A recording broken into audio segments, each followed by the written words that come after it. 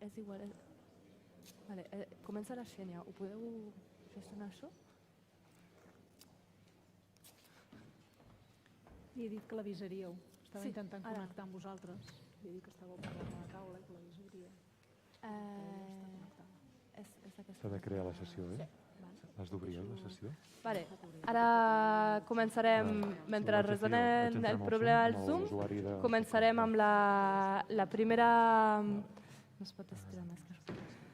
La primera taula rodona, que va sobre el tema de les varietats locals, una mica perquè tenim aquesta idea que les varietats locals són peces claus dels nostres sistemes agraris passats, segurament haurien de ser peces claus dels nostres sistemes agraris futurs, i teníem així unes preguntes al cap, de a quin punt està la seva recuperació en general, quina capacitat d'adaptació tenen, no al canvi climàtic, perquè ho diem així, però el canvi climàtic en realitat són moltes variabilitats climàtiques, és molt difícil tenir aquesta resposta, però en tot cas quina resposta en general tenen a aquestes variabilitats i com ens poden ajudar en general a generar sistemes alimentaris diversos, sostenibles i territorialitzats. I per això hem trucat a la Xènia Torres i a la Laura Calvet-Mir per tenir una mica una mirada creuada sobre les varietats locals. Parlaran una mica de dos àmbits diferents, però ja han parlat entre elles i la idea és que parlin una després l'altra i després obrir la part de preguntes i generar una mica de debat al voltant d'aquestes varietats. Tot té. Vale. Se'm sent o crido? Se'm sent o crido? Una mica més fort, potser. Crido més, vale. Ui, sí, ara sí. Vale. Sí? Bueno, és com una mica complicat, no? Quan et dediques a un tema en concret que la majoria o bona part de la societat no afronta i amaga, a vegades t'has d'enfrontar amb un públic que no saps fins on sap la realitat del fet. O sigui, tots sabem, no? Les varietats locals són xatxis, els transgènics malos, no? Però hi ha molt més a part d'això, no? Aquests són missatges molt simplificats, perquè jo entenc, de la mateixa manera que en temes mèdics i arquitectònics i d'art necessito missatges concrets i senzills, perquè no són la meva especialitat i si no, no em puc generar una opinió.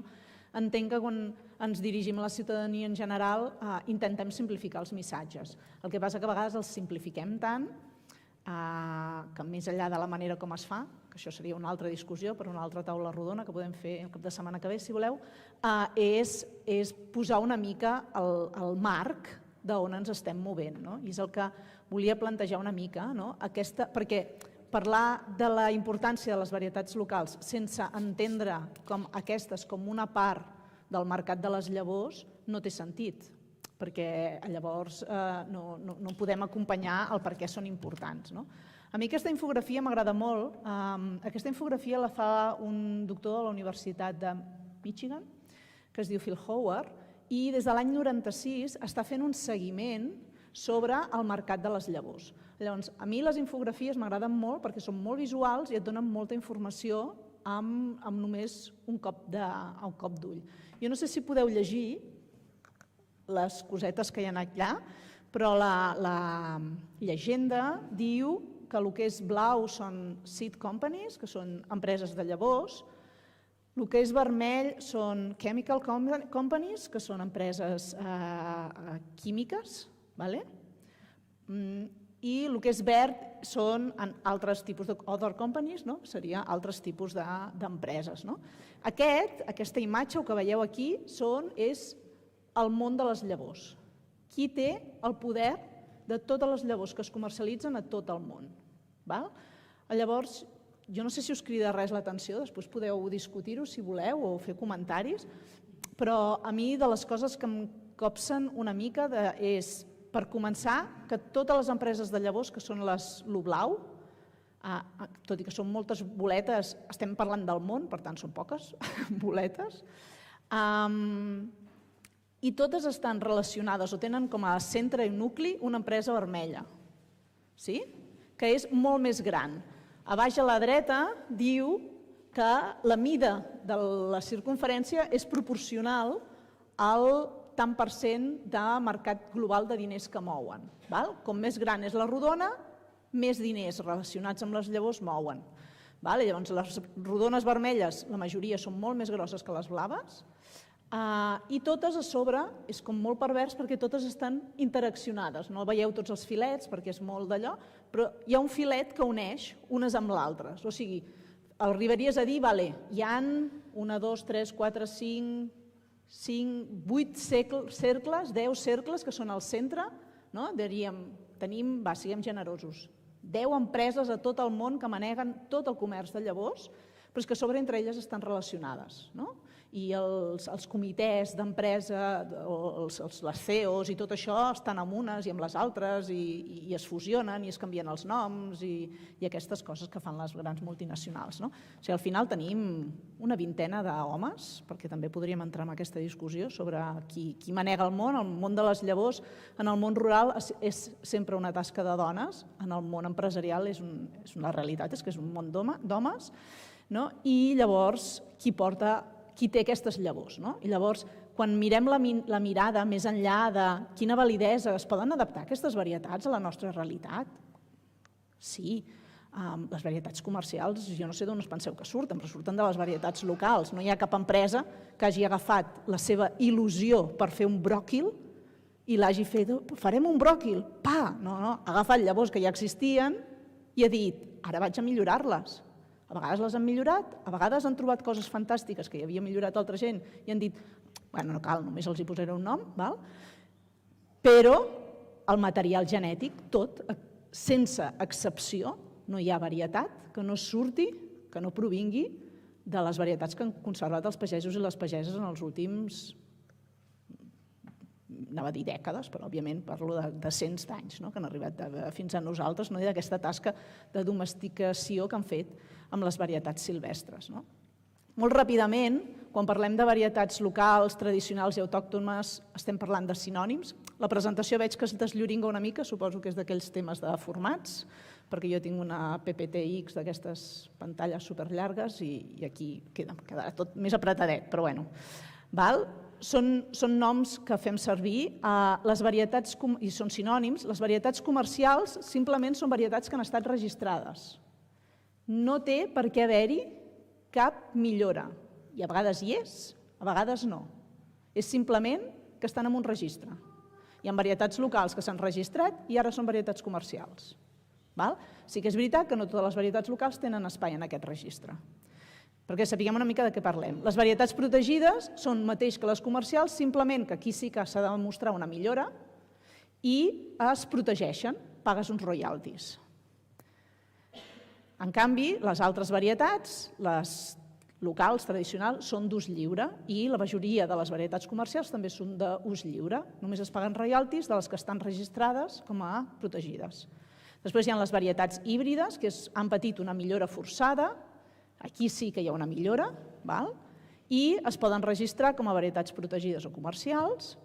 I després hi ha les altres dues, que és varietats patentades. Per començar, les varietats patentades no existeixen, no es poden patentar varietats. Això no vol dir que no s'estigui fent, però no és legal. És d'aquelles coses tan fantàstiques de les lleis, no? Llavors, el que es poden patentar són processos, característiques. Jo tinc una varietat que és resistent al fusàrium. Li diré tomàquet RAF. No és una varietat patentada. Jo la resistència la puc ficar a qualsevol tomàquet. Inclús podria agafar aquesta mateixa resistència i ficar-la a un pebrot, si tingués problemes de fusàrium, a un pebrot o un enciam. El que patento és la característica, no la varietat. La varietat continua sent d'ús lliure. I després, òbviament, les varietats transgèniques, que això sí que és una legislació totalment a part i de la qual no parlarem, però que existeixen. Tot i que realment en horta, si parlem d'horta, són minoritaris. El nombre de cultius permesos amb transgènics estem parlant de 7 o 8 a nivell mundial. És més enllà, el problema dels transgènics és un problema de contaminació, no de competència vers un mercat real.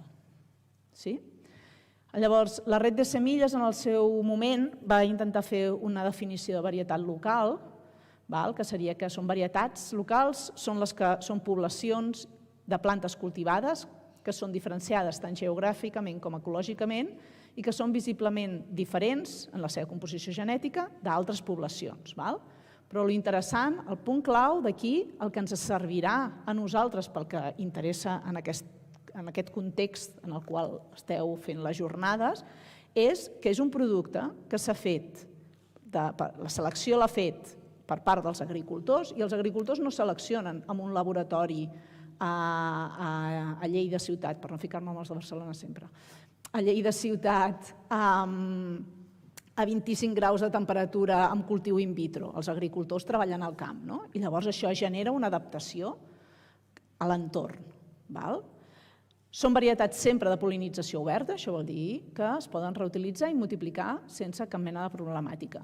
I a mi el que més m'agrada de tota la feina, el que més m'agrada de les varietats locals i que crec que és el valor que no li hem sabut donar fins ara a les llavors, però en especial a l'agricultura, o sigui a tot el sector agrari, és aquesta informació cultural associada. Sempre s'ha menyspreat molt el món rural i la seva cultura per una raó, i és perquè és de transmissió oral. I tot el que no està escrit no val. Això ens han fet creure fins ara, no és la meva opinió, però la transmissió oral és fantàstica, és molt més interessant, és molt més difícil de copsar, d'absorbir, però és molt més interessant en els seus continguts perquè sempre van acompanyats d'una vivència, si no, no hi ha transmissió oral. Quan parlem d'aquesta informació cultural, a què em refereixo? Jo sol posar sempre el mateix exemple perquè és molt facilet d'entendre. No sé si reconeixeu aquesta carbassa d'aquí. Sí? Carbassa de cabell d'àngel, val? Si jo ara vingués i us repartís a tots llavors de carbassa de cabell d'àngel, és un dels cultius més fàcils de fer. També li diuen carbassa de femer, molts pagesos, perquè realment és la típica que surt i viu i el femer a qualsevol racó de la finca i no necessita que la reguis, que la cuidis, no agafa malalties, fa les carbasses, es conserven el temps que vulguin, és d'aquells cultius, fàcil, que en diríem, no? Què té? Quin problema hi ha? Que si jo li donés a la Natasha, per exemple, aquestes, i ella les faria, i estic segura que la Natasha se'n sortiria de fer carbasses, més enllà de l'experiència que pugui tenir agrària, que la desconec, però és un cultiu tan fàcil que no és un repte per ningú. Quin problema tindria? Que la Natasha hauria fet la collita un dia i diria, família, avui cuino jo, tota feliç, aquelles carbassotes maques, precioses, i llavors es posaria allà, carbassa, què faig? Una crema de carbassa, per exemple. L'obriria, s'entretindria a treure les llavors per guardar-la perquè ha sigut un bon cultiu. Fins aquí tot el funcionament ha anat bé. El cultiu li ha anat bé, li ha agradat, li ha sigut fàcil i ella té la il·lusió de repetir-ho, fins que es posa a cuinar la carbassa. Aquí la il·lusió se li mata de cop. No sé si sabeu com es cuina la carbassa a cabell d'àngel, però es fa com una melmelada, compota, es fa amb sucre, i en surt el cabell d'àngel, que després omplirem a les ensaïmades o a les pastes de full, el que sigui que en volem menjar. Llavors, qui ha fallat aquí? Jo li he enganyat a la Natasha? No, jo li vaig dir, això serà molt bo i aquesta carbassa és boníssima, és superdolça. Jo no he enganyat a la Natasha. La Natasha ha fet alguna cosa malament, no? Ella l'ha cultivat, l'ha collit, l'ha posat carinyo, li ha fet il·lusió, ha pensat que l'any que ve la tornaria a fer, aquell dia han trucat al Pizza Hut, perquè no hi ha hagut manera de cuinar aquella carbassa. Què ha faltat? La transmissió, la informació cultural. Jo no ho he sabut fer, ella no ho ha sabut rebre. Això s'ha trencat. Per què? Perquè hem perdut el costum, perquè vivim en una societat on la transmissió oral no és gens valorada i no la sabem, no tenim manera de fer aquesta informació.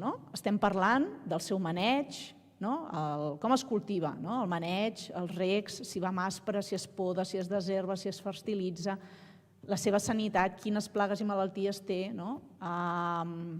les deficiències que pot tenir a nivell del sòl, de nutrients, quan es cultiva, l'època de sembra, la collita, si es pol·linitza, si és creuament, si puc guardar la llavor, com l'he de guardar, la conservació post-collita, les infraestructures que necessito per conservar-la, com és aquesta varietat, mida, color, pes, els usos i la cuina. I, òbviament, una part l'hem salvada i hi ha una part que no.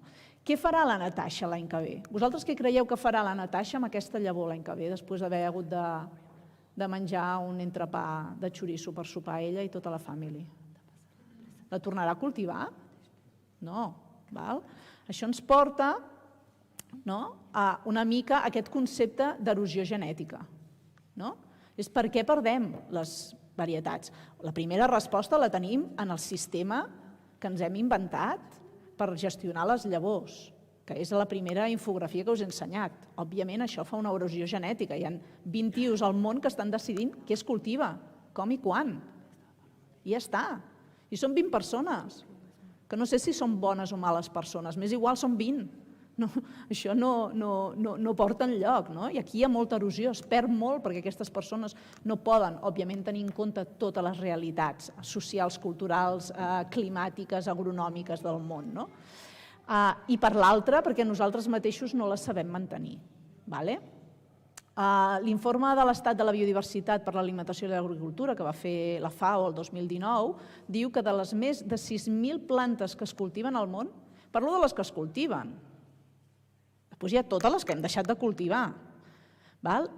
Només 200 contribueixen de forma substancial a la producció agrària i 9 supleixen el 66% de les calories alimentàries. El 66% que mengem els humans del món ens els donen 9 cultius. O sigui, és una barbaritat com estem tallant, perquè, clar, després ve i no sé, la meva sogra, per exemple, aquests nens tots són celíacs, avui en dia abans no érem celíacs. No, coi, abans no érem celíacs perquè menjaven un blat que tenia unes concentracions de gluten normals. La millora genètica que va començar a principis del segle XX, el 1920, 1930, millora genètica en blats, una de les coses que van fer va ser blats fàcilment panificables, perquè un blat sigui fàcilment panificable ha de tenir gluten. Per què? Perquè el gluten és un xiclet, dona elasticitat i fa que qualsevol persona, inclosa jo, pugui fer a casa pa, sense saber-ne ni un borrall. I en 4 horetes m'hagi fet el meu pa i s'infli, i sigui tubet, i els meus nens se'l mengin i no me'l tirin pel cap. Això és per aquesta millora genètica. Llavors, aquest excés de gluten en petites quantitats, només és un 15% més. Doncs aquest 15% ha fet que avui en dia tinguem celíacs, quan fot un tant per cent de celíacs molt més alt que els que teníem fa 50 anys. Que abans també en deuria haver-hi algun, però deurien ser aquells que, 4. Ara és una condició que afecta a un tant per cent molt alt de la població. Aquesta infografia m'agrada molt, la vaig trobar per casualitat un dia, mira, anant al metge, amb un National Geographic de novembre del 2011, i em va copsar, l'article era xulíssim, si mai teniu accés a aquest National Geographic del novembre del 2011, era xulíssim perquè parlava d'un pagès que cultivava patates al Perú, un pagès peruà, i feia 35 varietats de patates. Veus les fotos i flipava, jo mai havia vist més de 3 varietats de patates. I era molt xulo a l'article de per se, tot aquest espai en què ell parla de l'important que són les varietats, i ell parlava de la seguretat alimentària. I era molt interessant quan parlava de seguretat alimentària perquè ell deia, clar, ells no tenen agroseguro, com aquí. Ells si tenen una mala collita passen gana. Llavors ell deia, jo faig 35 varietats i sempre n'hi ha unes que funcionen molt bé, unes que funcionen cep-cep i unes que no funcionen tan bé. Però jo tinc l'alimentació de la meva família assegurada. I l'any que tot va molt bé, aquell any ens arreglem, parlava del sostre de Suchocita, li compraven sabates als nens, se n'anaven, va fer molta gràcia, se n'anaven a la capital a banyar-se a un balneari amb aigua calenta, aquelles coses que dius, uau. Però i els anys que les coses van malament, aquell any tots menjàvem i aguantàvem per l'any següent. Això és seguretat alimentària. I això li costava a ell cultivar 35 varietats diferents de patates, aquesta seguretat alimentària. Li costava, és el preu, s'ha de diversificar. Aquesta infografia, més enllà de l'article, que és superxulo, aquesta infografia el que ens està dient és això, jo no sé si ho veieu, però diu que això, estem parlant varietats, o sigui, perquè us sapigueu de què fa referència, varietats d'horta Estats Units el 1980, no estem parlant, no, el 1903, perdó, el 1903, fa 120 anys, sí? I els catàlegs de llavors, o sigui, això eren varietats comercials, no parlem de varietats locals. De meló tenien, és que no veig, perquè entre que no porto ulleres i això és petit, 338 crec que posa. Un pagès, als Estats Units, podia triar entre 338 varietats de meló comercials. Per què creieu que era necessari 338 varietats comercials? Se us corre, perquè amb dos ja n'hi ha prou, no? Els cantalups i els... Adaptació. Gustos. Oh, no, aquest és per fer sopa de meló, aquest faig un sorbet, amb aquest ens el collim al juliol, aquests els collim al setembre, aquests són de penjar i ens els mengem per Nadal. Gustos, adaptació i adaptació climàtica, si algú tenen als Estats Units, és una diversitat climàtica de costa a costa molt variada, i de costa a costa i de Mèxic a Canadà. Llavors, necessiten variabilitat perquè s'adapti a les seves diferents realitats. Què diu aquí la infografia? Tu baixes i segueixes el camí del meló i et trobes que el 1980 només quedaven 27 d'aquestes varietats. Perquè la pèrdua de les tradicions, la simplificació del mercat,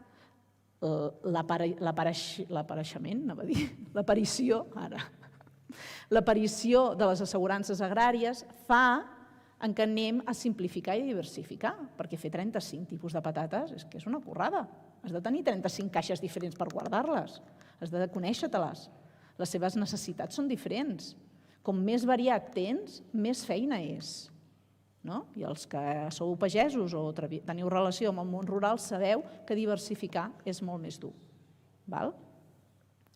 3 minuts. 5. Al final, una mica, el missatge és aquest, que és un banc de llavors, és un banc de germoplasma, però a mi m'agrada entendre les llavors, que a mi també m'agraden, soc molt avariciosa, jo sempre quan vaig a veure pagesos i parlo amb ells i m'expliquen coses, sempre els dic, tens unes llavoretes? Perquè m'agrada després poder-la viure, aquesta experiència i poder-la repetir, però al final són un fil conductor. Al final, que el pagès i la pagesa tinguin o no aquesta varietat només acompanya, és una manera fàcil de transmetre aquest saber, que al final és el que és important. Esporus és el banc de llavors que tenim a Manresa, de l'associació Lera, i estem ubicats a l'Escola Agrària de Manresa. Tenim en l'últim recompte 389 varietats, en multipliquem unes 80 a l'any, de 65 espècies diferents i en 8 anys renovem el banc. És important això que renovem el banc en 8 anys perquè per nosaltres, molta gent, sempre que parlem de bancs de llavors em diuen i Svalbard allà? Més enllà de la gestió de Svalbard, que també ens donaria per un altre, això per d'aquí 15 dies, sobre qui és el propietari i qui està gestionant i pagant aquestes llavors que tots els països de manera gratuïta estan enviant a Svalbard, més enllà d'allà, i qui té accés a aquestes llavors, més enllà d'això, Svalbard és un backup, és una còpia de seguretat. Estan guardant les llavors pels propers perquè la puguis anar-hi d'aquí 100 anys, si tu vols, que em sembla molt bé i està molt bé, vull dir, no és una queixa, però això és igual que tots els bancs de llavors, nosaltres no som millors que Svalbard, una miqueta millors, però no massa més.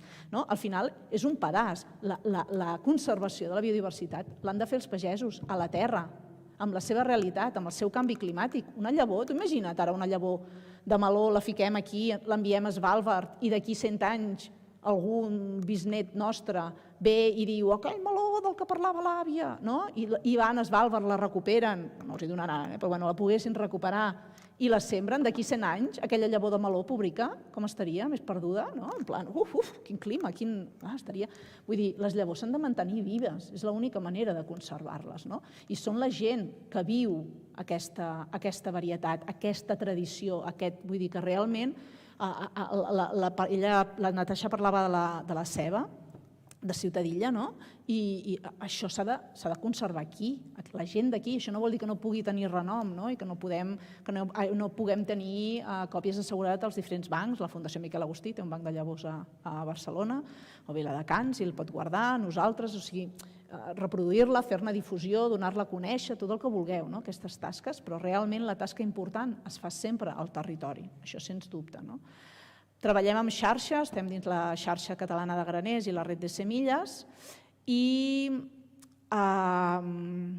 Bàsicament, una mica la part final que volia només explicar-vos és què podeu fer vosaltres, com a part del territori, perquè realment fer un banc de llavors sona super, no? És en plan, ets banquera. El meu fill m'ho deia de petit, ets banquera, i jo pensava, bueno, sí, fill. Però és això, no? Vull dir, fer un banc de llavors és tenir literalment un armari amb 4 pots. I dic pots si ets super fantàstico, la majoria és amb 4 sacs de cotó, no? Vull dir que és que no cal ni això, no? És un espai on hi hagi unes llavors endreçades amb una etiqueta i ja està, això és un banc de llavors, no? Vull dir que no cal gran infraestructura, sí que el que cal és aquesta tasca de coneixement, de difusió, perquè realment els bancs de llavors reals, els veritables, on les vostres varietats triomfaran, és si aconseguiu o si es aconsegueix que la pagesia, que el poble, formi part del projecte. I ja per últim, sí, m'estic passant, però és que volia dir-ho, de la recerca participativa. És que és molt comú. Ara tothom s'omple la boca de la recerca participativa i em fa molta ràbia. Ui, no sé què ha passat aquí. Me la sé de memòria. La recerca participativa, això era un cercle, la recerca participativa comença sempre per l'agricultor. Si feu recerca amb algú que no hi hagi un agricultor que hagi ell expressat o ella aquesta necessitat, condemnada al fracàs. A 3 anys vista, allò no va enlloc. La primera necessitat ha de sorgir dels agricultors. Jo volem una varietat que funcioni al territori. O tinc aquesta varietat, no m'acaba de funcionar, però vull que funcioni perquè jo sé que aquest terreny és l'ideal i això té una història i la gent ho voldrà. Si l'agricultor no és el centre i el pal de paller de la recuperació d'aquesta varietat, això serà un projecte molt xulo, hi pot participar-hi l'escola del poble i podeu fer coses molt xules i maques que hem provat tots 1000 vegades. Vull dir, jo he format part d'aquests projectes i no van enlloc. Els únics que funcionen és sempre si l'agricultor és qui ho lidera, qui té la demanda, qui té la necessitat, perquè els projectes reals que tiren a mitjà termini sempre sorgeixen d'una necessitat. Si no hi ha la necessitat, això no va enlloc. I aquest agricultor, òbviament, treballant acompanyats d'uns tècnics, perquè l'agricultor s'ha de dedicar a fer aliments, no a caracteritzar varietats, ni a fer-ne difusió, ni cadascú té la seva feina, però amb les necessitats d'aquest agricultor o agricultora, aquests tècnics i tècniques que els ajuden, i llavors sí, les cases i les empreses de llavors generin aquest producte que pot passar o no pel planteraire i que arribi directament a l'agricultor, perquè és la persona que continuarà treballant-hi d'aquí 12 anys. Quan la subvenció europea de no sé on s'hagi acabat, quan la directora de l'escola s'hagi jubilat i el nou director digui que està per altres coses, aquell projecte continuarà allà perquè hi haurà un agricultor a darrere que continua tenint interès en aquest projecte. I ara sí, només era documentació d'estrès, no, d'estrès que he agafat jo, de córrer, d'interès per... Aquí posava gràcies, només té la S.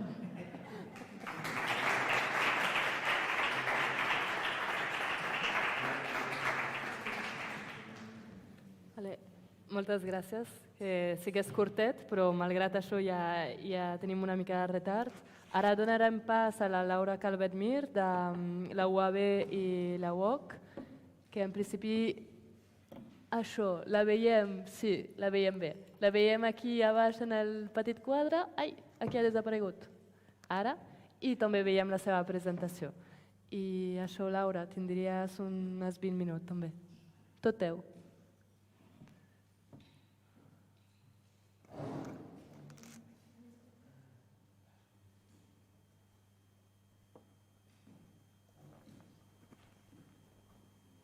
No.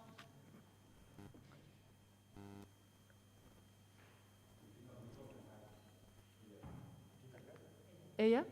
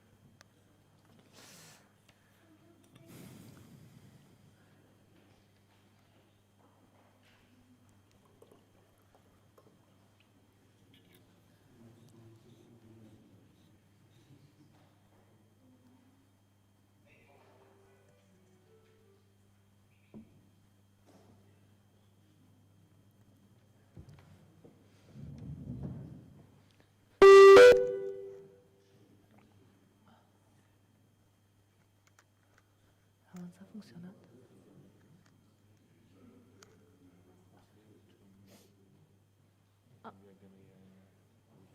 Però no passa pel projector el so. No, ho passen... Ells estan connectats? És Taurines que el té directe. No, torna a posar el que hi havia.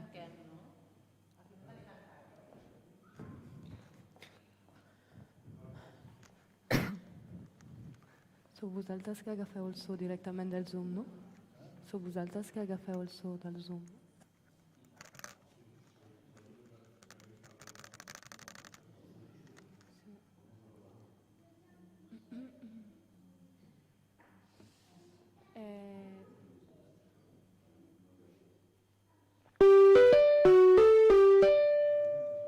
És que abans s'ha funcionat.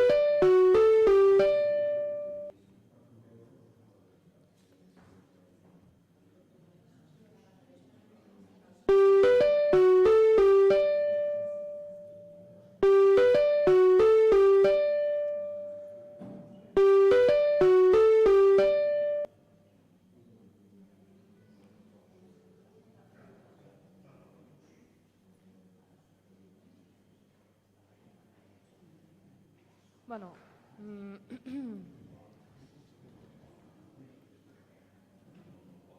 vale. Vale, et passo el seu contacte. No sé, ha funcionat abans? Sembla que sigui... Ara, sí.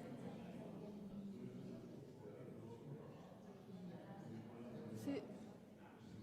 A veure...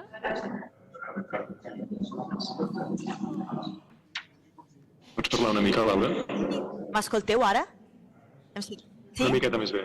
Vale. Mireu que estigui bé la vostra sortida de so. Comencem.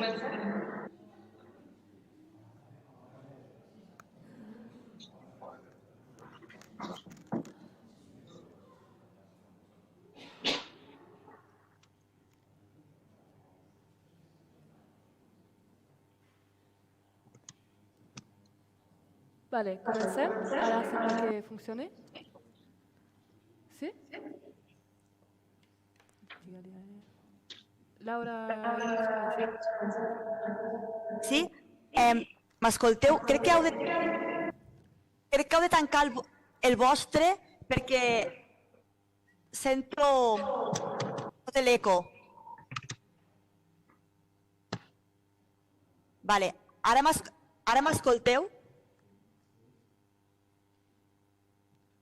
Sí? Perfecte. I les altres persones... Perdó. Les altres persones que estan connectades també online, les aurines, també s'hi poden ficar-se mutejades perquè m'escolto amb reverb. Si poguessin... Ara. No, ara sí. Ara ja no m'escolto amb reverb. M'escolteu? Si és així, feu-me un... Me feu així. Perfecte, gràcies. Molt bé. Vale. Bueno, sempre passen aquestes cosetes en format híbrid, a vegades no acaben de sortir bé, però moltíssimes gràcies per poder estar aquí. Jo havia d'estar presencialment, però vaig tenir un accident en bicicleta i malauradament no he pogut venir. Vaig trencar la tibia i el peroné i m'han d'operar, però espero poder fer la presentació bé. I res, és una mica lligat amb el que ha presentat la Xènia. És a dir, la Xènia ha mirat una visió també així bastant més global i tot el que passava en el sistema de llavors i que eren les grans empreses que estaven involucrades i la importància de les varietats tradicionals, les varietats locals. I jo em centraré en el tema del canvi climàtic. El títol de la presentació és Varietats tradicionals i canvi climàtic, com podeu veure en pantalla, i són tendències globals sota la mirada de l'agroecologia política. Ara us ho aniré explicant. Molt bé, passaré a veure. Un momentet, que no se me passe la pantalla. Espera.